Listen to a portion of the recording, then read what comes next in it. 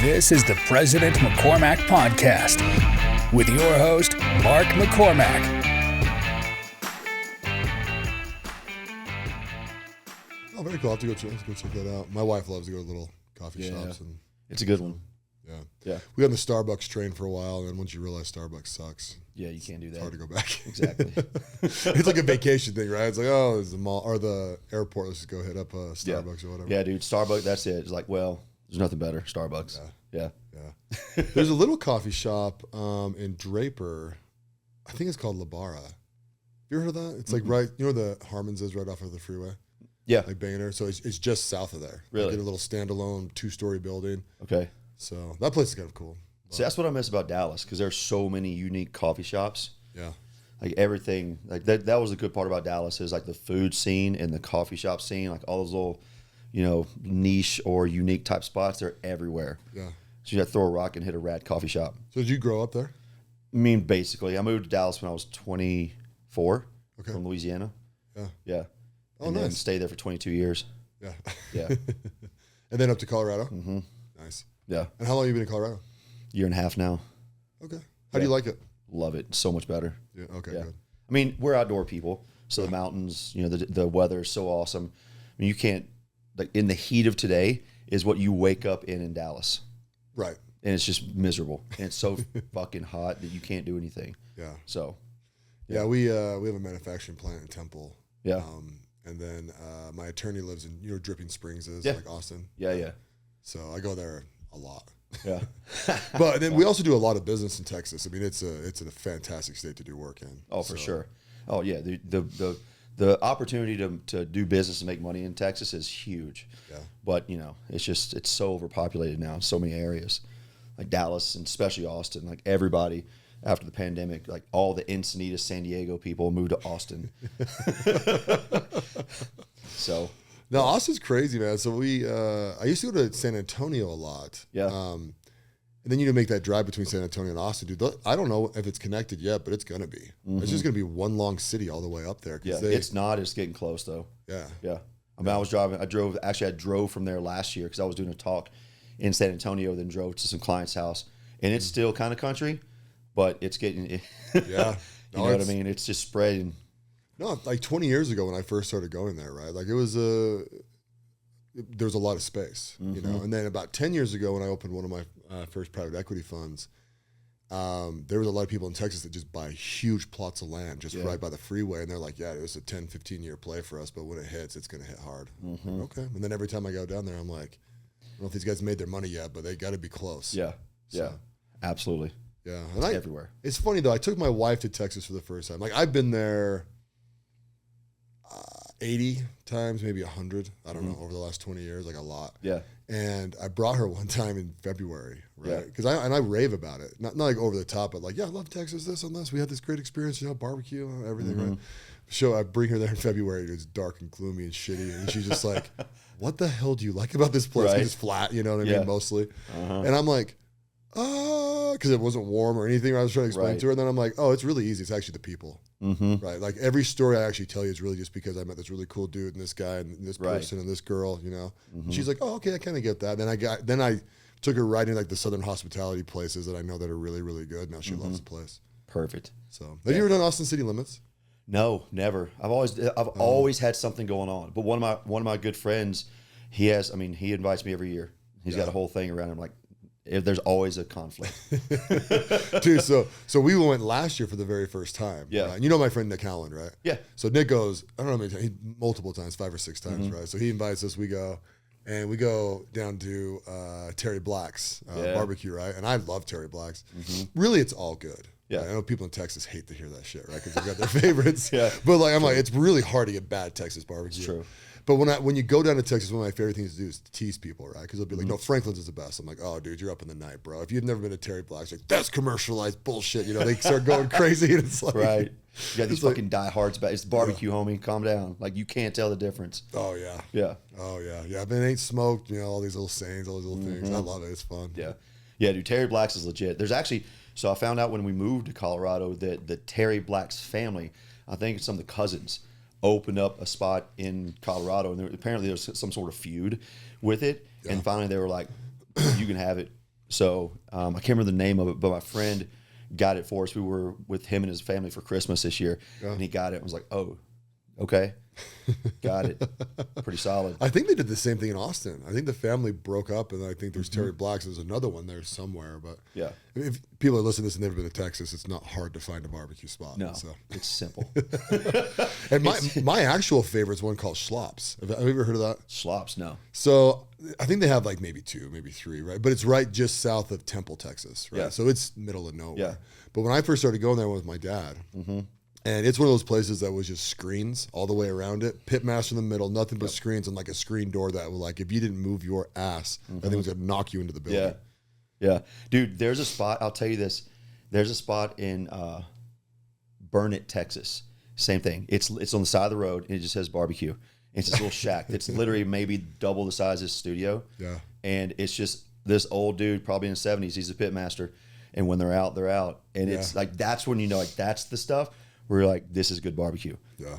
It's just like you can smell it from the road. Like, yeah.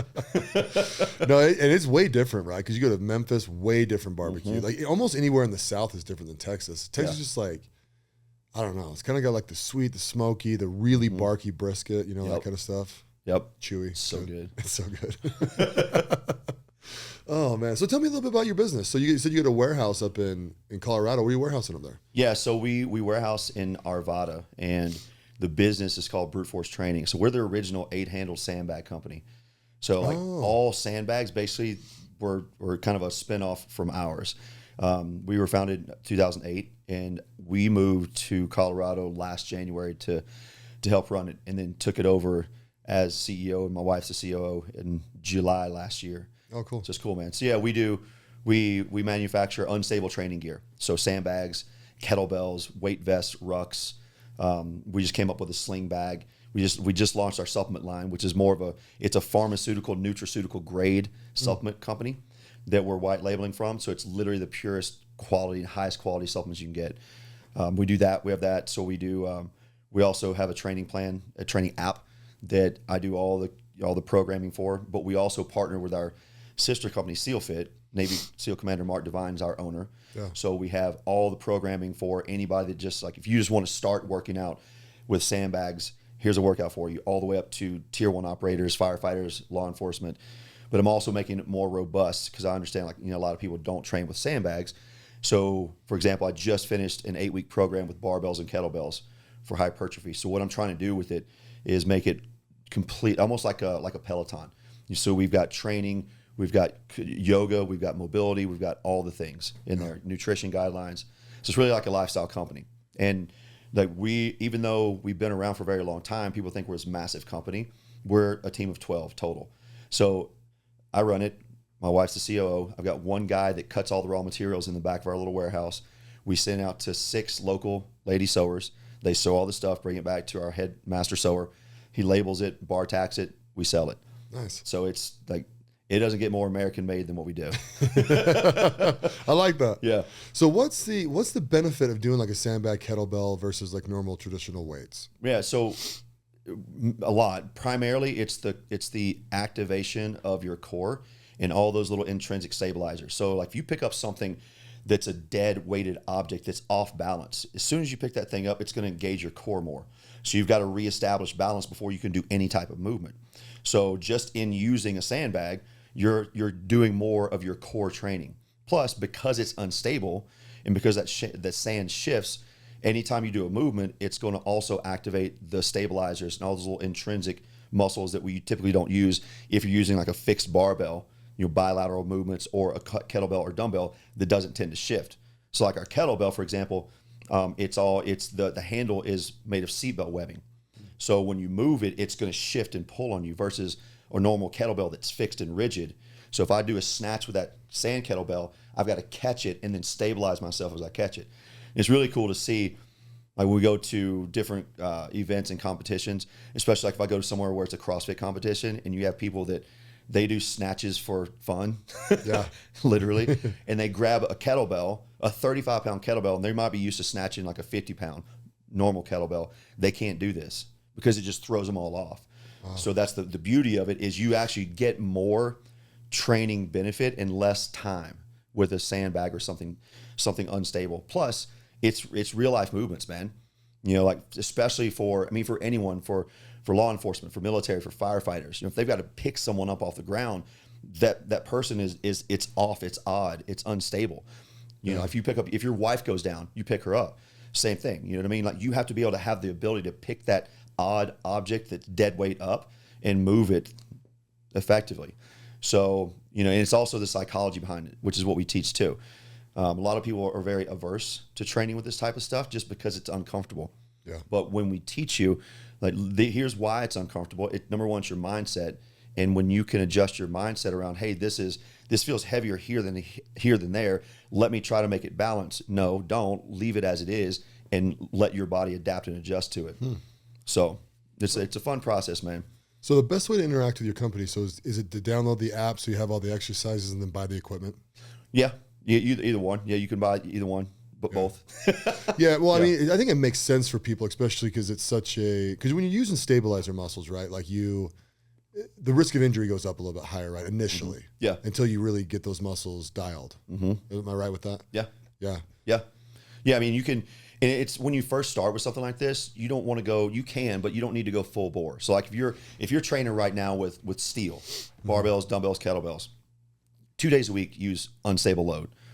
Or, you know, like maybe you do, what I'll do with people is, and I do the same thing. Like I might go do heavy barbell deadlifts or heavy barbell squats for, 5x5 just for strength. And then I'll grab the sandbag once I finish that and then go into, maybe thrusters or something like that. So I'm off. So I have the strength of the barbell, but then I have the instability of the sandbag after that, once I've engaged a lot of my primary muscles to really finish the circle of that.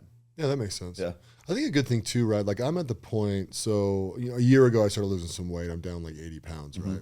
I'm probably the fittest I've been in 20 years. Yeah, I'm being honest. Nice. But to do that, I had to go to the gym every single day. I had to make some rules in life, right? Like my process, I guess. Yeah. But going to the gym is boring as shit sometimes, So I'm always trying to like figure out a good way to make it fun, right? Because if you wake up in the morning, you're like, oh, this is exciting to go and do this, right? It's a lot easier to work out that way. And, so I've like dabbled in jiu-jitsu a little bit and a couple other things, but like the stability stuff seems really attractive, I think. But there's not a lot unless you buy the equipment, it's really hard to get it, right? Because most gyms don't carry it, I'm assuming. No. There are some, but also most gyms aren't going to have the load, the heaviness of the sandbag that most people might need. But the cool thing is, man, if you have an 80-pound sandbag, that's the equivalent of using a 135-pound barbell almost. Yeah. Like we've done a comparison before, right before I came on with the company, we had a guy who was a strong man and we gave him a 135-pound barbell and did a test of like, how many cleans can you do in 60 seconds? Obviously he can do a lot because it's 135 pounds on a barbell. Gave him the same thing in a sandbag. He did 3 and set it down. I was like, I'm good. Really? Yeah. Can't do it anymore. It's different, man. The load differentiation is so much different in unstable load. And it's cool because, like you said, you want to get excited about it. The rad part about a sandbag is you can throw it. So it's it's literally therapy. Yeah. Like if you're on it, if you're in it and you're like, man, I need to get this shit out. Go grab a sandbag and just start throwing it. Like that's what I did. So and for me with my training with one of the events I did, and actually one of my good friends who I helped train for the Leadville 100 for the last 7 years. He's 52 years old now. He's doing Leadville for his 8th time this year. But last year when I was still in Dallas, we trained with the sandbag solely. And what we would do is we would go to the track and I would have him do thrusters and throw the sandbag for 200 meters. And he throws it over his head. Then he throws it lateral. Then he throws it the other way. So there's so many fun things you can do with it that it does get you excited about it. Yeah. Like you can take your sandbag. We actually made an all-in-one called a go bag. So it's our mid-size athlete sandbag. And inside it is 2 20-pound kettlebells or 25-pound kettlebells. There's a filler in the middle to hold the space. There are ruck straps on the top of it, so you can wear it like a ruck in your backpack. So we can be like, hey, man, grab your go bag, put it on. We're going to hike 2 miles or wherever to this spot with 50, 60 pounds on your back, take it off. Now we have a sandbag. Now we have 2 kettlebells as well. So we've literally created an entire gym in a bag that you can do wherever. That's cool. So on those sandbags, so I've used them a handful of times, right? And one of them was like a circuit training thing, right? So as we went to that circuit, people beat the hell out of them. How do you guys get them to the quality that they're not just blowing apart all the time? Yeah, we use a really strong material, 1000D Cordura. We actually have another one that we came out with. It's our ballistic bag. It's 1680, so it's even more firm and robust. Oh, okay. But yeah, it's designed to be thrown and slammed, and it's stitched really, really solidly. Yeah. The key is to not overfill those primary fillers. So like you'll see, like in ours, there's going to be a silver line, or old people that have the older versions, there's a red tab. You want to fill it about 3/4 of the way up. So that way the sand has room to displace when you drop it. And that's where a big part of the problem comes with people. Like they'll fill it to the top and it's really rigid, which is what you don't want because you need it to be able to shift. But then when you're throwing it or dropping it over time, that displacement of the sand is going to stress out any stitching and it will bust eventually. Right. So, yeah. So when you guys ship the stuff, does the client have to grab sand? Yeah.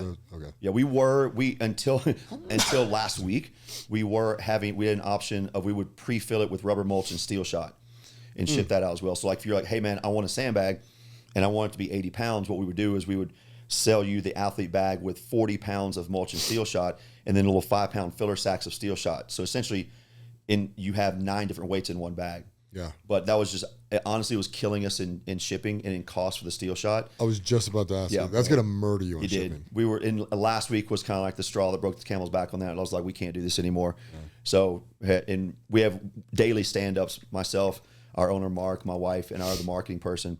And I was like, look, guys, we got to go back to basics with this stuff.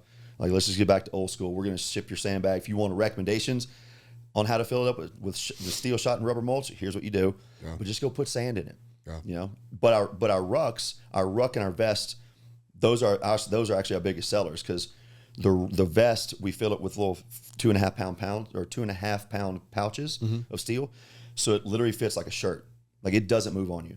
Oh, okay. Yeah, like so is that similar to like the military ones that have the plates in them? What's the plate carrier? It's like a plate carrier. Like you adjust it when you put it on. You put it on like a tactical vest. Like you lift up the front pouch, and you attach it. Then there are other 2 straps. Then there are shoulder straps.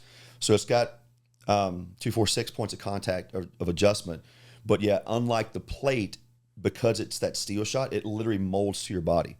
So when you start to run, it like I've worn a dozen plate carriers because the tactical games, the tactical stuff that I do, they're all going to shift and move. And it turns out to be a massive pain in the ass. But this one, like 100% of the people that buy our vests talk about how it fits like a heavy shirt. Like this is the most comfortable thing I've ever worn. So, that's cool. We do the same thing with a ruck. So we just, instead of a solid plate, we use those 5-pound pouches. So our ruck can be 20 pounds or 40 pounds or 60 pounds in 5-pound increments. Yeah. So we try to make it very versatile for everybody.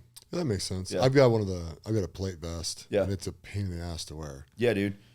Yeah. Mostly because I'm big, right? And it's just like, between my chest and my back and, to strap that thing on and then have all the plates. It's just like, I feel like I'm just being, it's not horrific, but it's like, I'm just pressure the whole time, instead of like just the weight of it. Yeah, it is, man. Like I used to, when I would train for tactical games when I was in Dallas, I had a couple different plate carriers and I'd go run with them like, damn, man, this is just so uncomfortable because it's always going to shift and it throws you off. Yeah. But the cool thing about our vest too, we have hip expanders. So like for you, a bigger dude, we have these little expanders you just put on your hips and they fit everybody from, I think our smallest customer is like 5'1", and we have another dude's like 6'8" that wears them and it fits perfect. Oh, cool. Because of all the ways you can adjust it. Yeah. And then you sell the weights with the vest, right? Mm-hmm. Nice. Yeah. Yeah. We do keep the steel shot with that. The 20-pound vest we're going to do, we switched it last week to we're doing a pound of sand and a pound of steel, but it still fits the same. The 40-pound vest is all steel shot just because it's the steel shot's so dense. And steel shot's just like little BBs, right? Yeah. And we use one called, it's a very, very small grain S170. So it's essentially just like the size of a grain of sand. Yeah. Interesting. Yeah. Where do you source all that stuff? We have a supplier in Denver that is a steel manufacturing company. Yeah. Yeah. Is that byproduct for them? Mm-hmm. Yeah. Good for them. Yeah. No, I'm telling you, man, there's a lot of industries been born off of scrap, basically. Mm-hmm. Yeah. Yeah. And it's good because you're either throwing it away or selling it to something else. I know. I like it. So the first time we met, you made me pick a rock up and go hiking through St. George. Yeah. So how'd you get involved with We Are Today and all that? Yeah, I met Jimmy. I actually met Jimmy through our foundation in Dallas, Adaptive Training Foundation. And we had come here to Salt Lake to do some stuff with the National Ability Center.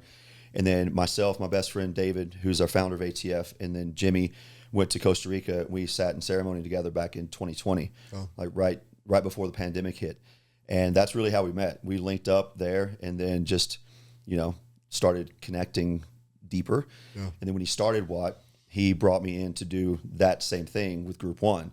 Yeah. He brought myself and one of our veterans, Q, who amputee Marine, climbed Kilimanjaro with Jimmy. Oh, yeah, I met him. Yeah. So he brought us in to talk to Group 1 and do that whole exercise. Yeah. Yeah, cool. So did you design that exercise? I did. So tell me about it. Why did you design it that way?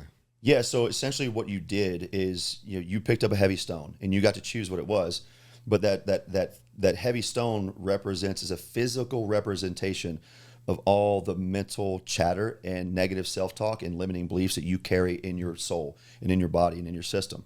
And the point of that was that you can't be the best version of you for anybody else around you when you're carrying this load. Like we don't think about it, like especially with men, that we were taught, don't talk about your feelings, all this stuff. And we don't. And when we don't do that, when we have a conversation with our spouse, when we have a conversation with each other, when you have a conversation with your employees, you've got all this pent up aggression, this rage, this limiting thought about yourself inside of you, and you react to situations in a much more negative way. So this rock is a representation of all those things to show you that, man, you can't be your full self until you decide to let this go. And it's as easy as setting it down and then being aware of when those thoughts come in. That was the point of that. And also, I had them pick up the heaviest guys, as you well know, and you were one of those dudes. Yep. But that was the point. Like, what are you going to do? Like, you still have to hold this rock because you still carry all your stuff. Yeah. But now when you've got to help a brother, you've got to help a teammate, someone, you can't do that fully because of all these emotions that you're holding inside. So that was the point of that exercise. And also help you guys know that, what I did with Group 4 is I gave them a rock at the end of that exercise. Before they left for the weekend, I presented them with one. I said, hey, put this somewhere where you can see this every day as a reminder. Because what happens is, this now being in this group, that the stuff never goes away. Like you're always going to have those tendencies. It's the story of the two wolves that live inside of you. And I tell people this as well. I told Group 4 this, and anyone I speak to is like, man, there's a demon inside of me that is never going to go away. I can do all the things. I can breathe. I can meditate. I can do affirmations. That version of me is still inside. I just have I'm more equipped to handle him when he presents himself. So for you, that rock, that version of you is going to be there. Yeah. It's like when people do meditation, they think that meditation is supposed to be thinking about nothing for an extended period of time. And it's not. Meditation is a focus on your breath or on a singular thing. And when you start to have random thoughts, you become aware of those thoughts and you bring yourself back to present. So all meditation is increasing the space in between those random thoughts. Yeah. And that's what this is. It's giving you guys the tools to go, oh, old Mark's popping in. What do I do with this? And you handle that man with grace. You handle that man with gratitude. So instead of, you being pissed off at yourself for reacting the way that you used to when you think you should be evolved, you thank yourself for recognizing that you're about to, or you just did, and you make that course correction. And over time, what happens is this is like in meditation, instead of the massive gap being grown in between random thoughts, that gap between you reacting and responding gets smaller, so you can catch it quicker, and then you can choose to operate and function in a different way. Yeah, no, I agree with you 100%. It's one of the, I would say, it was probably one of the top 5 most impactful things I've done in Watt, which I didn't actually realize it probably till a couple months later how impactful it actually was, because I was one of the guys that was picked up, right? And I'm about 270 now, but I was about 350 then. Yeah. And I hated it. What did you hate about it? What was impactful for you? I didn't want people to help me or move me, right? Like it, and we talked about it after, right? Because we did a little, when we do this exercise, we hold these rocks, we go up, then when they pick me up, I have to give everyone my rock. So they have to hold my rock, then they have to hold my fat ass, and then walk me up these, like, we were hiking a decent hike, you know, not crazy, but my back started hurting like a bitch. My shoulders started hurting like a bitch because they were just like holding me weird. But the chance of me complaining was zero. Yeah. Right? Because probably the most ungrateful thing you can do, right, is to be carried around and then complain that you're uncomfortable. And there was other things. We can never put our rock down. That was the other thing, right? So the rock always had to stay off the ground, and like, you know, we were doing push-ups, and we, guys were like carrying everyone else's rocks on their back, and it was just a really, really impactful exercise on letting other people help you, I guess. Yeah. Really. And so I reflected on it a lot, you know, just. Well, and then it's also helpful too because they videotape everything we do, right? So that when you see yourself later on, you know, you're kind of like all marshmallow man on top of these guys, and they're straining like a mother trucker, you know, and it's like, I don't like this, but it was good for me, you know? And that was the point too. The reason I wanted you guys to be on top and the question was, how did you show up for that? Did you, and you did, and everybody does this. You immediately go into, it's all about me. I don't want to be carried. I don't like being helped. I don't like this. You've totally forgot about all those men underneath you carrying you physically and also carrying that rock, which was all that bullshit that you were talking about just now. Right. You know, instead of going, hey guys, how can I help? What can I do? How's my body positioning? What can I do to make this better? You thought about yourself, and then you made it harder on those guys that were also carrying your rock. So you gave those men 2 rocks. You gave them you and the other one that you had. Which when we can get out of our own way and we can say, hey, hey guys, I need help. I need support. How can you help me? What can I do to help you in this process too? That's how we learn to improve our communication with each other, and also understand that, you know, like, we don't have to do it all. You know, you have to have help, and that exercise forces you to understand that you have to learn to communicate. And you get to get out of your own way, and you get to support the people around you. No, that's interesting because I never even considered that till right now. Yeah. I didn't help them at all. I just shut my mouth. Everybody does. Right. It's the most fun part because I know I can almost hear what you guys are going to say. Yeah. You know, and I did the cool thing. So with group 4, the ones that are active right now, we went and I took them up a different mountain because we were in a different part of Utah for this one, and I'd scouted it the day before, and we're going in it. The trail is a very loose term. Right. I mean, it was all over the place. There was snow, all kinds of stuff. And it was really rocky and steep and rugged, which was really cool. And they're having to carry each other, carrying the rocks. And we get to a certain point, and I looked at it the day before, and I don't know where the top was. I think the top was maybe 200 meters more. Who knows? Right. But we get there, but it looks like it's a false summit. Like you can see when you're in that space, you're like, top's right there. So I looked at it, I was like, hey guys, the top's about 200 meters up. Y'all want to stay here because it was a beautiful place to look out and see the landscape, or y'all want to go to the top? And everyone's like, yeah, let's go to the top. No, we're not going to the top. We're staying right here. And the reason we're staying right here is because if I allow you to go to the top, you think you finished. You think you've gotten somewhere. You think you've arrived. And there is no arrival. I need you to stay right here, right now. This is the present moment. That doesn't matter. Yeah. Because when you get to the top, you're going to let off the gas. And if I let you let off the gas, everything's going to go right back to the way it used to be. So there is no top. There is no destination. You know, that was the metaphor literally for everything. Like for you said you lost 70 pounds. That's awesome. Keep going. What's next? Yeah. You know, I can't remember the name of the book right now, but I listened to a book last year, and the first story was about the first blind man to summit Mount Everest. And his mentor, in talking to him right after he did this, he just looked at him and goes, hey, congratulations. Don't let Everest be the greatest thing you ever do. And the guy initially was like, what? He's like, I'm blind. I conquered Mount Everest. He's like, cool. Now what? You know, so the story is the journey is the destination. Yeah. There is no arrival.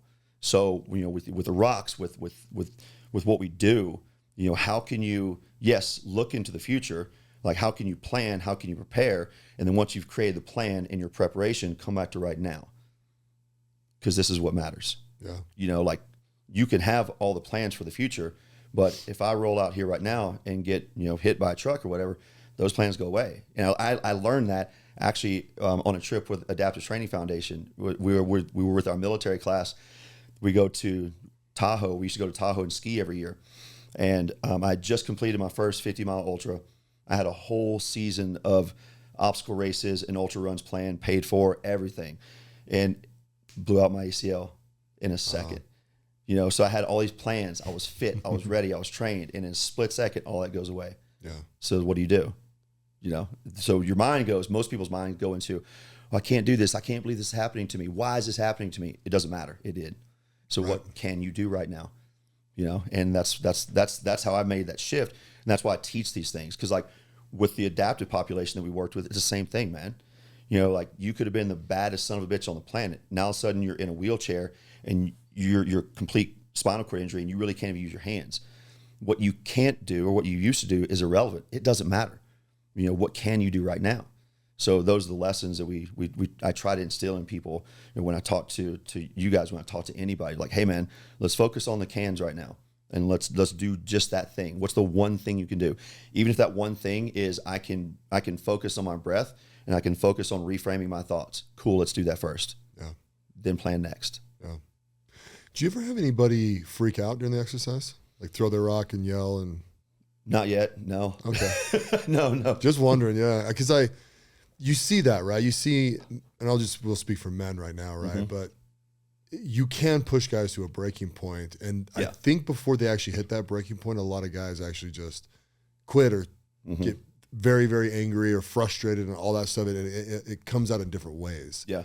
And so even up there, I mean, when we were doing it with you, I'm trying to remember. I don't think there was a point where I felt like quitting. Mm-hmm. But we don't know when it ends either, right? So that's another kind of fun part, right? Because you're like, shit, how many more freaking squats I got to do on this goddamn mountain? Exactly. And so, but like, I just kind of wondered if anyone ever tripped out yet. No, because I try to make it challenging enough that I know you can handle it and know it's going to push you. But I know there's a level, like there is a level of if I did any more, then you're going to hit that point, and then you can't hear me. Yeah. Then that part of your brain kicks in where you're literally in fight or flight, and anything I say is irrelevant because you can't process it because you're angry at me, you're angry at yourself, and you're just like, you're not, you know what I mean? So it's a balance of how hard can I push you, helping you understand like communication, teamwork, all these things. And I watch. I've been in this industry for 30 years, so I know when I can see somebody's face and their posture and their movements, like okay. That's about the limit. Yeah. Yeah. Is it good for men to go there though? Yeah. So that they know what it's like, so that they can prep for it? Mm-hmm. You have to. Yeah. You have to find that point. If you don't find that point, most men don't go there because they're too afraid. They're too afraid of what might happen. They're too afraid they're going to lose control of multiple things. But you have to let yourself go there in order to find out how you show up. Like that's the way that I train myself and the events that I put myself through. I do things that, have less than a 2% success rate, or like the first ultra I did, I ran 50 miles and the second 25 was all alone, no music, no pacers, in the woods, out and back. And I did that because I wanted to know who shows up at mile 40 when I'm cramping, I'm tired, it's dark, I'm hungry, I don't want to be out here anymore. My knee was killing me with every step, like who shows up in that moment? Yeah. And if you never push yourself to that point, you never know. Yeah. And it's stress inoculation, man. Like you have to understand that there's going to come a point in time that you have to show up and perform under great mental and physical duress, and you need to know how to do that. And when you can do that in a controlled environment where you can take your foot off the gas, but then what do you learn from that? Yeah. So it's a beautiful thing because there's lessons in all of it. Yeah. And but I also feel like you need to ease your way into things like that. I've been doing this for a long time, and for me it was scary as hell too. I started because I'm not naturally an endurance human. Yeah. My family genetics is riddled with heart disease, type 2 diabetes, high blood pressure, and beyond. Like my oldest uncle died before 50 of heart disease. My other two uncles are also passed away before the age of 60 of heart issues. So, for me, I started out with more fast sports and then evolved into endurance stuff, but it took me going, I don't know if I can do this. Right. But let's see. No, as you're saying that, I don't think I've ever pushed myself that far. Yeah. I really don't. Yeah. Not intentionally, but I don't think I've done it. So I'm trying to think of the thing, the thing we do in Temecula, what's that called? Bedros' thing. Yeah. The Misogi. Misogi, thank you. Mm-hmm. So we went to the Misogi, and I tweaked my back about, 3/4 of the way through it. So like rang the bell or what? I didn't actually ring a bell, but like ended it, right? And it was interesting to see how the guys reacted to that with me, right? Because I'm one of the leaders in the group, right? Mm-hmm. And most guys came to my rescue really quick, right? It's like, no, dude, Mark, if you hurt your back, you don't have nothing to prove, blah, blah, blah, blah, blah, you know? And it's like, and it has a lot of love and respect in those comments, right, to me. Yeah. And, you know, but like the mental side of that where you're like, you quit, you're a bitch. You know what I mean? And I'm like, but was it okay to quit? Was it not okay to quit? You know, and I was like in this for a month probably, right? Kind of in this whole thing where I was like, well, because I was going to Africa, you know, like, I don't know, 3 weeks later. And I'm like, you know, I don't know if you ever had a hurt back, right? But if you hurt your back, it's like 6 months of like, you know, it's hard to walk. I mean, sit on a plane for 17 hours is like hell, you know? And so I had every reason in the world, right, to do that. But then I'm like, well, but is that one of those moments where you could have just pushed through? And the truth is I could have. Yeah, I really could have. I could have pushed through, and I would have probably hurt my back a little bit more. You know, and I was on the mend for maybe 2 or 3 weeks. It was really, really light, but you know, I didn't do it. So I threw out my back last July. We're here, and then we drove back on a Sunday. Monday, I went to the gym. I was doing some heavy stuff, and slipped a disc, and it hit my sciatic nerve. Sciatic. Bro, like that was the worst.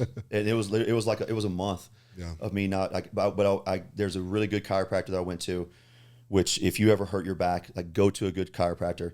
There was at a great sports massage therapist that helped release the muscles around the area, and that helped me out. But the thing is, you know, I did that, and that was 6 weeks before I did a 50-hour crucible.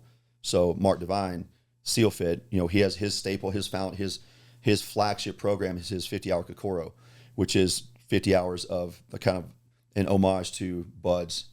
So, you know, and I was like, am I going to be able to do this? Yeah. But yeah, man, in that same vein too, you have to know where your limit is. Like for you, could you have finished it? Yeah, but at what cost? If you would have really hurt your back, well, you know, what's the cost of that? You know, like that's where there's a time when your pride and your ego, you need those two things. And yeah, they better show up when you need them. There's also a time where those guys show up and you're like, not right now, man. Like I need to check you because if I quit right now, that's going to hurt my pride, my ego. But I'm also making a grown man decision right now. What's best for me? What's best for my family?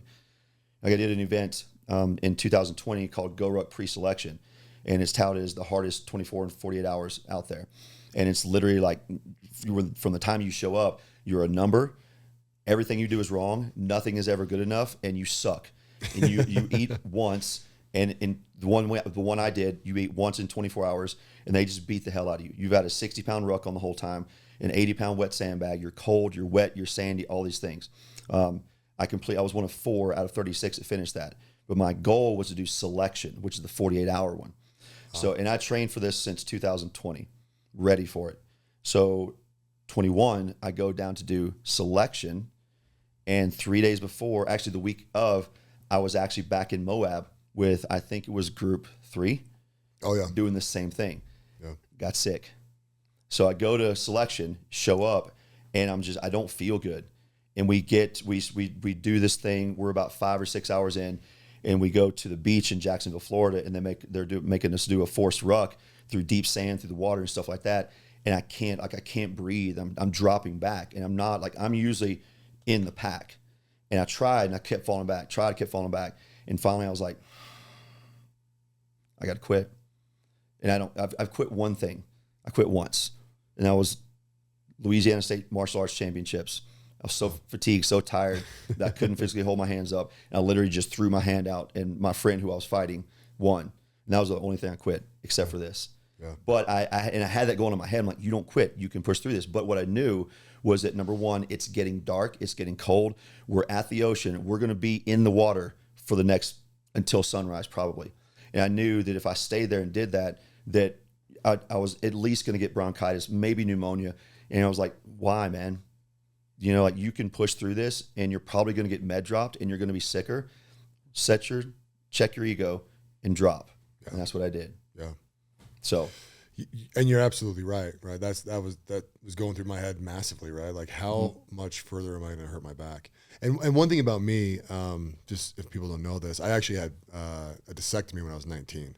So I have a weakened back, but it's also a mental agony with me a lot, right? Because I've just babied the hell out of my back for years and years and years and years, right? I was told to, right? The doctors tell you to do that, you know, never do this and never that, never squat again, all this kind of stuff, right? So I didn't, right? So I have big muscles and a tiny little ass because I never squat. Right? Yep. And so it's like, oh, this is kind of, you know, and then, you know, the older you get, the more you're like, no, I need to be very fit. You know, you want to have a good quality of life, you got to be fit. Like, it's just a no-brainer.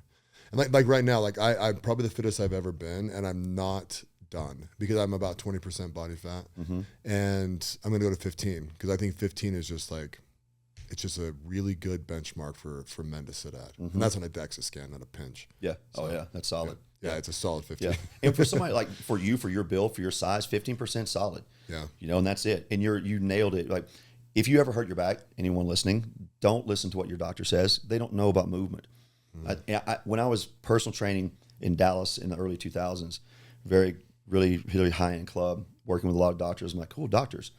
They know nothing about the body. I'm like, wow. Yeah, or nutrition. No, none. But, you know, a lot of times, more than not, when you hurt your back, it's because your glutes aren't working.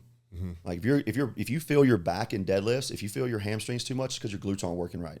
So what you needed to do was deadlifts. What you needed to do was step ups, lunges, squats. You know, if anyone says don't squat again, like, cool, good luck sitting in a chair. You know, exactly. Or getting off the toilet or getting out of your car. Yeah. So, you know, what you need to do is the opposite. You have to build your glutes, because the glutes really are the foundation of your low back and your hamstrings, and also at the same time building your core strength, because those two things are what hold you. Yeah. Yeah. One thing too, there's no science behind this. This is Mark's opinion, but I actually like working my legs because they're such a big muscle group that when you're trying to lose weight, so anyone that's trying to, like, quote unquote lose weight, right? Making your biggest muscle group work hard, to me, seems like you burn more calories. Yeah, right? you do. No, that is science. You're right. Is it? Yeah. Yeah. The biggest release of growth hormone and testosterone you can naturally get in your body is doing heavy legs. Yeah. Yeah. And that's why you see all these, you know, the gym bros at skip leg day, and they're wondering why they plateau with their upper body. They never work legs. Start training legs. Yeah. You know, literally, like, I train legs almost every day in some way, shape, or form. Oh, do you? Oh, Yeah. cool. Yeah. Yeah. Like, and I'm a twice a week guy. I have to step it up. Well, the way I train, like, my stuff is all functional stuff. Yeah. So it's some way I'm either doing thrusters or deadlifts or squats or some sort of lateral thing. So, you know. Yeah. You know, it's funny because I've been weight training since I was 14, 15 years old, right? I've had personal trainers, multiple ones, and I've learned a lot, and I've loved every minute of it. But your body will tell you what it needs, right? And you got to have the confidence and the fortitude to kind of, like, listen to it, right? So a year ago, I was working out, and I'm like, dude, my freaking arms are small, right? They're not. I'm 6'7", but, like, to me, they were kind of small, right? So I was like, you know what? I'm going to blast my arms every other day. And unless my body tells me they need more rest. And I did. I put on like 2.5 inches on my arms, which is a shit ton. Yeah. Right at our age, right? At our size. And it's like, but, like, you know, you talk to some personal trainers and they'll be like, oh, once a week. You know what I mean? Or it's like, you know, blah, blah, blah. And it's like, nah, I'm just gonna do whatever I want. If I do a full body workout every single day and that's getting me to my goals, and that's what I'm gonna do because that's what my body's wanting me to do. Yeah. Right? Are you in the same vein a little bit? Yeah. I mean, yeah, you manipulate the sets, reps, volume, intensity. But yeah, and typically what I would do with that is I'll do either 2 days on, 1 day of active recovery, or 3 on, 1 off. Yeah. Because you're training your nervous system. You know, like, in your nervous system is going to fatigue and break down at some point.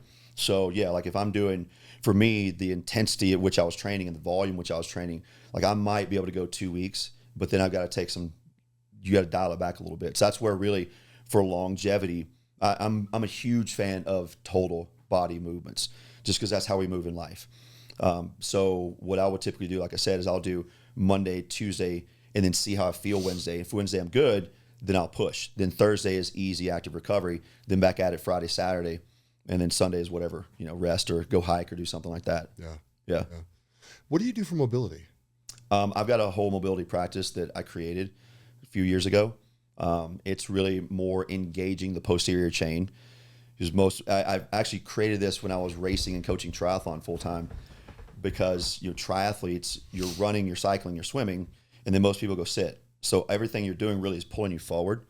And I would go to yoga classes with friends that taught, and it was the same thing. Like, I'm still flexed forward. So I would leave a yoga class, like, I feel worse. So the mobility that I do is a combination of some yoga movements, some animal flow movements, and then some traditional mobility type movements, again, to really open up the anterior front side of your body and engage and activate everything on the back side. So, triceps, shoulders, back, glutes, because that's, we're so folded forward that the mobility we need is to open ourselves up and open our hips. Yeah. Yeah, I sit at a desk way too much. And so I always have pinch. I don't know what you call them, if pinch is the right word, but my shoulders are always tight, or like my shoulder blades are always tight. So whenever I go get a massage, I'm just like I'll let the chick spend an hour just separating my shoulder blades out. Yeah. Which feels amazing. But yeah. We don't recognize that because you train, and even if you train back and then you go sit, you're going to fold forward. Yeah. And that 45, 50 minutes you training is not going to offset the 7 hours you spend sitting at a desk and in your car. Yeah. People don't think about that. And when you go, like when I train, I don't know the last time I touched a bench. Like I don't sit, like if I'm doing, obviously if you're doing bench press, you're on the bench, but even with that, like you can manipulate that. You can lay on the ground, grab kettlebells or dumbbells and do a floor press. And as you're doing the floor press, you're elevating, you're doing a glute bridge. So you're opening up your hips. So there's so many different ways to play with it. But, like we're designed as humans to move. We're not designed to sit, but that's what people do. Like we're sitting in chairs now. Then you go sit in your car, then you drive to the gym, then you sit on a machine, and then you wonder why your back hurts. Right. No, you're 100% right. And I do yoga maybe once a week, or at least I try. And I've always liked yoga. Yeah. It's an interesting practice. Mm-hmm. The cool thing with yoga too is, because I think yoga gets intimidating for people just because they see people that are 5 years into it and they can move and flow really easy, right? And it's like, very few people are like that. Get into there and just half the time I'll just stretch. Like I did Bikram for a long time. Mm-hmm. I know it's a bad word now. I guess he was kind of he's kind of not a good dude. Touchy guy. Whatever. But so hot yoga. But I love that because you get so hot in there and your muscles are loose, you're sweaty, and you just long stretches, long poses. It just feels great. Dude, mobility is life. Like that's if you have to have mobility. And people think that, there's also that misconception. It's like, well, I'm getting older. Your age has nothing to do with it. I'm 49, and I'm more mobile now than I was when I was 35. And actually, that's when I really started honing in on my mobility practice, was when I was racing Ironman, and I went to do a squat, and I was like, shit, I can't get below parallel without my back rounding forward and just my knees collapsing in. So I really dialed myself back, even though I know what I'm doing, but I just let that practice go. Yeah. Before I train, my warm up is mobility. My cool down is mobility. You have to have the mobility in your hips, in your ankles, in your back, all those things, shoulders. Like that's how we slow down the aging process, is increase our mobility. Yeah. And mobility is not stretching, and it shouldn't be painful. On a scale of 1 to 10, if 10's the worst, one's the least. When you're doing mobility, you want to hang around a 2 to 3. And all you're doing is moving through an active range of motion that your body can take you through. Yeah. And as you progress through that, and as you do it more over time, and you couple it with breathing and not holding your breath and not rushing through it, your mobility will increase. And yours might look away different than mine, different than what Kirsten's going to look like. So, it's so individualized of, but you said it a minute ago, you see somebody doing yoga and you see what they do and you can't do that. So you think you can't do it and you quit. Yeah. I get that all the time when I send out my mobility videos for people. The first thing I tell you is do not try to be me, because I'll get that in response. That's what I used to get. People would say, well, I can't do it the way you do it. I'm like, don't. This is what I do. You know what I mean? You don't, so you're not going to have the mobility that I do, but just go whatever range of motion that feels comfortable for you, and it will progress over time. Yeah. So with the, with stretching, what are your thoughts on that? Stretching is good after activity. Like you don't want to passively stretch a muscle before you do something. And everybody, we actually argued with this in the early 2000s, because if you let's take football for example, because everybody knows that. If I passively stretch my hamstring, if I'm having somebody push back on me, and I do the same thing with my quads, what's happening is I'm taking the muscle and I'm creating more laxity in it, so it can go through a bigger range of motion. But at the same time, that laxity is creating laxity in the joint. So if I'm running with a ball, or if I'm trying to do stuff, I need to make a hard cut. I don't have the stability in the joint because my muscles are too stretched out. So you don't want to static stretch before you do anything. Afterwards, yes, then that's when you can do that. Okay. And also, if you really want to elicit tissue change, you need to be in that stretch for about 2 to 2.5 minutes. Like Each one? Yeah, like the standard, the what we were taught is 30 to 45 seconds, and that can help. But they're actually, there's these little things called Golgi tendon organs. So if you ever do a stretch, or you have somebody stretching you and they're pushing let's say again, they're pushing your leg up to stretch your hamstring, you'll notice it start to do that. That's the Golgi tendon organ is the protector to keep you from tearing your muscle. But at about 30 seconds, it recognizes like, oh, we're not imminent danger, I can release. That's when you can get that increased range of motion. But really to make a change, staying in there for like 2 minutes. But again, like nothing where it's insanely painful that, you regret your life choices. Right. You want to feel it, but not hate yourself. Yeah, that makes sense. So if you were to, like, what's the best warm up then before you work out? I've got a couple that I do. And honestly, that's a great question too, because I've had a lot of people ask like, well, what's the progression of the warm up? How do we advance this? You don't need to advance the warm up. So what I'll typically do is I'll do a down dog, and there's a thing called the world's greatest stretch where you step out in a hurdle and I drop my elbow down, reach up. I'll do some of those. I'll do hand release push-ups, to your point where you were talking about your shoulders, to really open up the front of my shoulders. I'll do something called a Samson stretch, which is essentially a lunge with an overhead reach to open up my body. And then I'll hang and do some scapular pull-ups just to engage the posterior chain. And I'll go through 3 to 4 sets of those.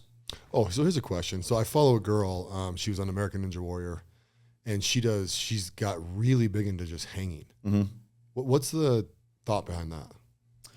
So hanging is great because it lengthens the body. So again, thinking about how we're sitting right now, we're creating tightness in our entire system, especially the posterior chain. So if I can hang and I can allow myself, so if you see my body, if I'm here and I'm locked with my shoulders engaged, it's engagement. I'm working it, but I want to lengthen to allow the body to move. So if I can, because the hanging lengthens the shoulder, it lengthens the lat, it helps to decompress your spine and your hips. So that's one of the major benefits of it. Gotcha. Yeah. Gotcha. Yeah, because she does it. Is she trying to? Well, I'm trying to think of what she does. Are you trying to increase how long you can hang for? Yeah. Yeah. Like you should be able to. You should be able to, a grown man, hang for 2 minutes. 2 minutes. Yeah. Okay. I'm gonna try that out today at the gym. Yeah. Yeah, because there's a little bit of grip strength in there, right? But once you have your grip strength, what's the next muscle that kind of goes out first, or? Lat and shoulder. You'll feel that a lot because you're not used to, your lat is not used to that length right there. Mm-hmm. So at about 45 to 60 seconds, you'll start feeling it. Yeah. And you'll really start to feel the burn through the shoulder as well, and some of the rotator cuff muscles. Are you good to just push through that to 2 minutes, or is there a pain threshold you should? Yeah, same. Like you don't want to, because you can. I've done that before too. Like we were having a hanging contest. Yeah. And there's a level where my shoulders were starting to burn really bad, and I should have dropped and I didn't, and that killed me for like 4 weeks. Yeah. So yeah, you got to be smart. So I've actually torn both rotator cuffs on either side. Right. There's only one on each side. Well, there are 4 muscles in your rotator. Okay, yeah. Cuff, so both shoulders I've torn a rotator cuff in, and the first time I did it was doing a arm wrestling, a drunken arm wrestling in Mexico, right? Yep. Which I didn't even know about it until the next day, right? It was weird, and probably because I was drunk. Yeah. But the next day I thought I just slept on it weird, and then like day after day after day. So I finally went and I got an MRI, and they're like, yeah, you got like it was just shy of an inch, right? Mm-hmm. And they're like, you can either just rehab it or do surgery. Like, it's up to you, kind of thing. And I'm like, well, let's try rehab first. Surgery's no good. Yeah. And dude, that freaking took like 9 months. And then I was overcompensating for the other side, so that one got a little bit less of a tear, but still got a tear. And like, I'm telling you, dude, like from someone who's had back surgery, right? Your rotator cuff is a more debilitating injury. It is. This is the most unstable joint in your body. And also the problem with your shoulder when you injure it is when you sleep on it. Because that's the thing. Like you don't recognize it, but you'll roll over in your sleep. And like if your left shoulder's injured and you lay on that side, you've got all your dead weight compressing in on that. So it creates more inflammation. Yeah. So anytime anyone has a rotator cuff issue, it's important that you sleep really, you need to sleep on your back. Yeah. Because what I have people do, and I've done this with myself, put a pillow in between your knees so you're kind of propped up and at an angle. And what I would do is I'll hold a pillow to keep me from rotating. Oh, okay. Yeah. Because the more you lay on that side, the more it's like thumping a bruise. Yeah. So you're just creating more inflammation. Shoulders take quite a while to recover because you use it with everything, which you need to. Like movement is what you need to help improve blood flow to help recovery. But Yeah. it's a tricky one. Yeah. Do you recommend people always sleep on their back or just when they're injured? The science will say you should sleep on your side. I do both. Like if I sleep on my back, like I said, I'll prop myself up in just kind of odd position. But when I sleep on my side, a lot of research will show that it's best to do that, but with a pillow between your knees so your spine's aligned. Yeah. So like I'll sleep, almost like in this position, and then pillow between my knees and good to go. That's me. I'm a pillow between my knees, and I hold a pillow because my wife and me, we get too hot now. Yeah, same. Now that we're older. Yeah. But it's like, I just kind of curl up in that, and I sleep well. But yeah, I'm definitely a side sleeper. But yeah, you're right. When I hurt the shoulders, it was like, or my back, right? Then you're absolutely on your back because you got to stabilize that all night. Oh. Yep. Yeah. I learned that when I hit my sciatic last year.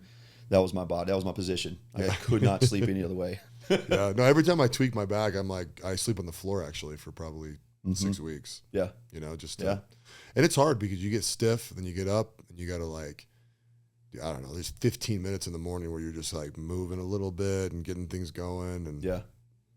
Being injured sucks. It's a challenge. Yeah. It's definitely a test in patience. Yeah. A lot of lessons learned in injury. Yeah. A lot of patience learned in injury for sure. Yeah. Absolutely. So tell me this. So what is your main goal in your life right now? I've got a couple. Number one is our company, Brute Force, really making this company profitable. When I came on, we were in a deficit based on some different things that the current CEO was doing. So right now I'm really focused on turning this company around and bringing it to where I know it can be. Yeah. Because a lot of people love us. We put out great stuff. But we just, we're in this space right now where I'm being tested of, do you want this? Yeah. Okay, cool. So that's one. Number two, I'm really focused on getting back into speaking about like the things that I've taught you guys in Watt, with leadership, with mindset, with really understanding that you need to have passion in what you do. You need to create purpose in different areas of your life, and then how to really stay present with what you're doing. Because like you got into this. A lot of the guys that get into this program and other programs, like you're successful, you do great, but you don't know who Mark is. And that's the key. Like, cool, you got all the stuff, but you're broken inside. So my mission in life is to really get back into speaking and teaching and leading so that both men, young boys, and women understand that, look, here's how life can be. Yeah. When we start to really focus on what's important. I need to focus on myself first, and then I can pour into you. Yeah. So like we talk about relationships a lot, my wife and I, and that's one of the things we talk about as well, and we do retreats on is, let's talk about relationship, but the relationship that comes first is you. We've been talking about this whole time. What the most important is the relationship with your body, because this now, having lost weight, feeling better. When you feel better, everything around you is better. Mm-hmm. You have more confidence. Life is better when you're fit. So your relationship with your body, your relationship with your mindset and breath, your relationship with food, all the things. So that's really my mission is to use the experiences that I've had in my life, all the failures, all the successes through the failures, the teaching with the men that I've worked with in Watt, the other people that I've worked with, the military veterans, the amputees, the spinal cord injuries. So, in 49 years, I've accumulated a wealth of knowledge that I feel like now the universe is like, here, it's ready. So that's my mission. It is kind of a natural progression, right? Like once you get your shit together, it's good to go teach. Mm. It actually keeps you in that zone. Yeah. Right? When you're teaching people how to do it, you're explaining to them, or even just masterminding through it, right? It keeps you kind of true north. Mm-hmm. Yeah.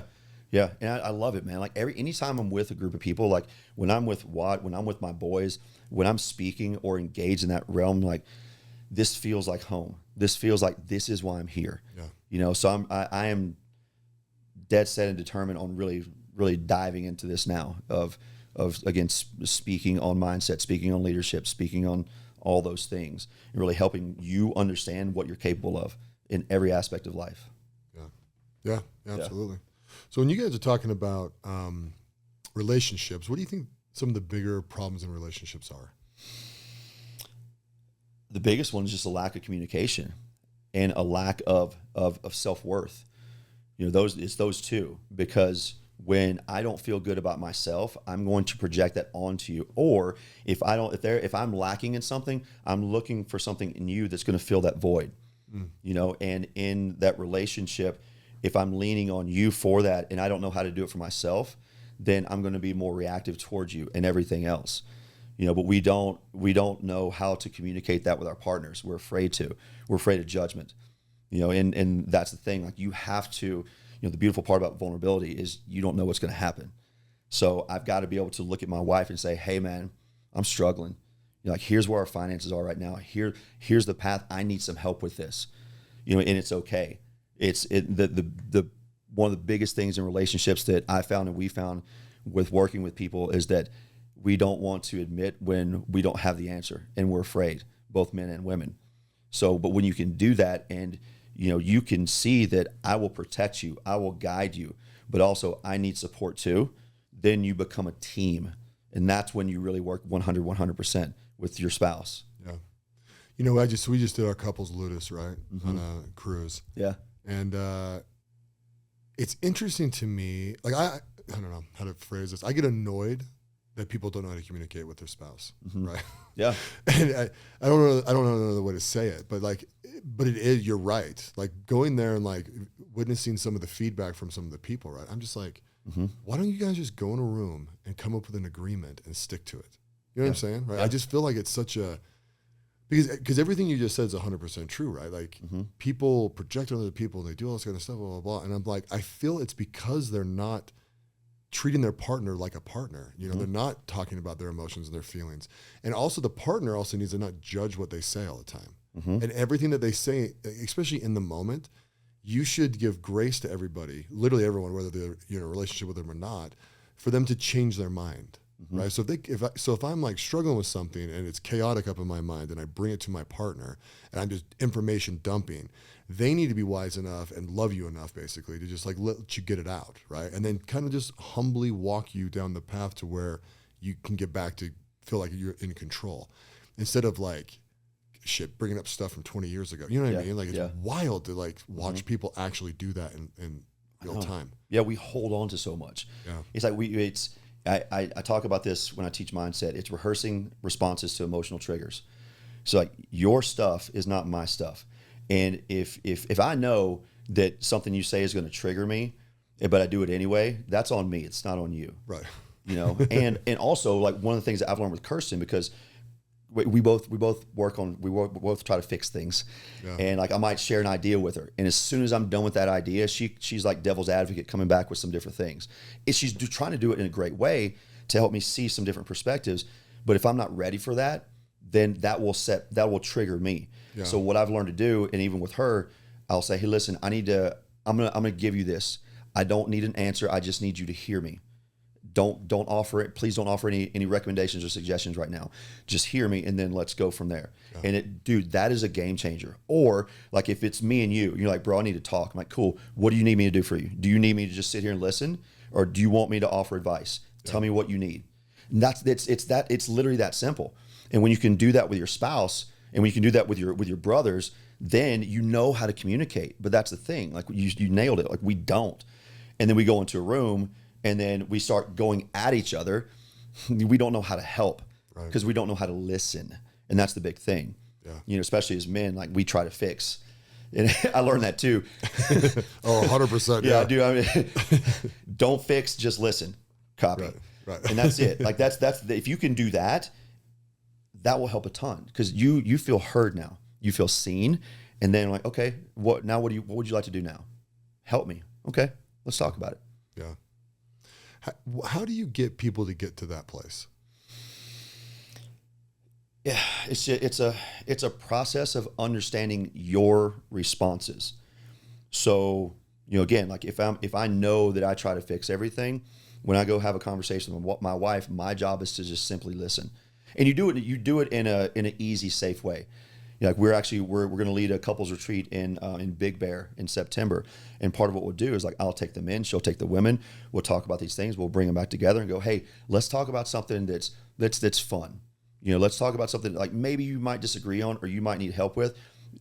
Again, like on that scale of 1 to 10, if 10 is like, this is like, we need therapy or this is some major stuff, let's do something that's maybe at 3, and let's learn how to listen. Let's learn how to give good feedback. And let's also learn how to communicate with what you need. Yeah. Very simple, like very, very simple stuff. So tell me more about that retreat. How's it structured? 3 days, 2 days? It's going to be, we're working on it right now. It's probably going to be a 3-day retreat. Yeah. Okay, cool. Yeah. How many people? What's the cost? I'm not sure. We're literally just in the beginning stages of it. Okay. We're gonna have a call with our friend that runs the space next week. So then I'll have all that information. But she had just got a spot in Big Bear, and they have a really cool spot in Sedona that we'll do those as well. Nice. But man, that's it. Like if you can, when couples or just like friends work on relationships, everything else gets so much easier. But you have to fill your cup. So your relationship goal number 1 is fixing it with yourself. Yeah. You have to do that. You have to be comfortable with you. Now you have to be able to look in the mirror in your eyes and say, I love you, and not feel weird about it. You have to, you know what I mean? Literally, like until you can do that, you are not going to be able to fully pour into that human on the other side of you, man, woman, child, or whoever. Yeah. And that's it. Like you have to learn to have self-love, acceptance. Yeah, I can get better in these areas, and I'm going to do that with grace too. And I'm going to make it fun. Yeah. No, that's great advice. Yeah. It is very true. I mean, people hear that, and I think they kick it to the side a little bit. Like, you do have to love yourself. Mm-hmm. And loving yourself, by the way, doesn't mean that you're done progressing or that you don't have things you need to work on, right? Yeah. Or like, Yeah. It's also wild that people don't do that. What? Love themselves. Love themselves. Because it's almost like a pendulum, right? Well, once you go to the side where you don't love yourself, mm-hmm. you get deeper and deeper and deeper into that shit, and it's so hard to come back out of it. Yeah. Or it's just a lot of work. I shouldn't say it's hard. It's all choices, right? Right. But it takes a lot of choices to come back from that. Where if you can stay on the other side, even if you're just shallow on the other side, right? But you do love yourself and you can appreciate yourself and give yourself some grace, it's a lot easier to move and pivot through life and extend that love to other people, because you really can't love other people unless you really do love parts of yourself. Right. Well, I mean, it's programming, man. We were all programmed that way. Think about it. How many times have you heard, I'm hardest on myself? I'm my own worst critic. Like we wear that shit like a badge of honor. Yeah. Like it's the thing to do. And when I do talks on this, the question I always pose people is what if you spoke to your best friend or your wife the way that you speak to yourself, how long would that relationship last? Everybody's like, not long at all, like 45 seconds. Right. So why would you do that to yourself? Like you beat yourself up so bad that you don't know how to love yourself. Now, I was actually talking with a guy yesterday, a client that I'm working with, young man, 24 years old, former Marine, that's what he was like, I'll just not talk about my feelings. And he's at a point right now where he's having issues with his wife. He's having issues with his job. And they brought me in to work with this guy. Like, hey, man, you got to get yourself right with yourself first. But, to your point of what you said, that pendulum swing of I don't like myself. I got to be hard on myself. I'm my own worst critic and I beat myself up. Like, that's what we're supposed to do. No, you're supposed to give yourself grace. You're supposed to learn about yourself. And when you have those moments, what can you do to give yourself love and come back over this way? And there is, like I said before, there is no destination to that journey. There's always stuff to learn. I don't like the way my body looks. Why? Why not? You are beautiful the way you are. Yeah. Actually, there was a girl that we worked with at ATF back in 2017. Her name's Melissa. Beautiful woman. Heavier lady, below the knee amputee, but just could not let herself celebrate anything. Like she would do a box jump. She would do these things first time during amputation or after her amputation. And she was like, I just can't let myself be happy, because she thought she needed to look, a certain way. And she's intelligent. She went to medical school and just a beautiful woman. And one day I looked at her and was like, you are beautiful the way you are. Like you are perfectly imperfect, just the way you are. And when people can recognize that, it almost lifts a veil for them of, I don't have to look like this guy. I don't have to look like this girl. I'm beautiful the way I am. Does that mean I don't work on myself? No, but I accept who I am, and I'm working with this vessel that is me, this beautiful thing, because other people are going to see that and go, use that as inspiration. Yeah, absolutely. No, that's good advice. Well, my friend, we're at the end of the podcast, and I always ask my guests for their best advice at the end. Okay. Best advice. we talked about a lot. Best advice is what we just talked about. Learn to love yourself. Learn to love yourself and take care of your body. And when you do those two things, everything else starts to get a little bit easier. I'm not saying it fixes the problems, but when you take care of your physical body and then your mental space with breath and affirming language, life gets better. And the last thing I'll say is no one cares what you can't do. What can you do? Do that. And then do the next thing and then do the next. That's it. I like that. That's good advice. Well, thank you. Yeah, man. Thanks for listening to the President McCormack Podcast, brought to you by McCormack Foundation, Saxton Fund, ADP Lemco, and Professional Floor Systems. Make sure you subscribe to the podcast and keep up with Mark on Instagram @President McCormack.